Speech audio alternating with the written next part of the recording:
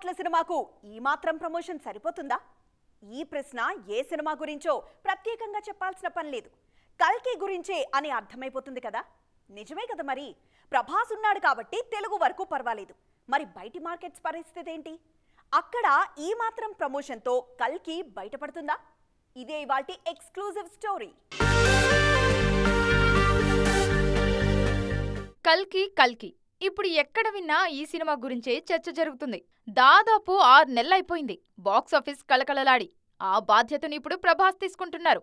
అప్పుడెప్పుడో సంక్రాంతికి హనుమాన్, గుంటూరు కారం తర్వాత ఇప్పటి వరకు మళ్లీ ఆ రేంజ్ సినిమాలే పడలేదు. మధ్యలో టిల్లు స్క్వేర్ ఒక్కటే బాగా సందడి చేసింది. చాలా రోజుల తర్వాత థియేటర్స్ మళ్లీ కలకలలాడబోతున్నాయి. వారం ముందు నుంచే కల్కి హవా స్పష్టంగా కనిపిస్తుంది. అయితే ఇంత పెద్ద సినిమాకు ఇంత తక్కువ ప్రమోషన్స్ సరిపోతాయా అనేది అసలు అనుమానం.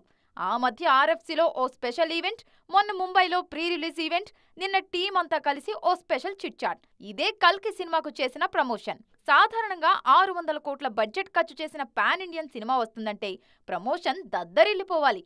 RRR, బాహుబలి సమయంలో రాజమౌళి తన టీంతో దేశమంతా తిరిగారు. కానీ కల్కి విషయంలో అవన్నీ జరిగేలా కనిపించట్లేదు.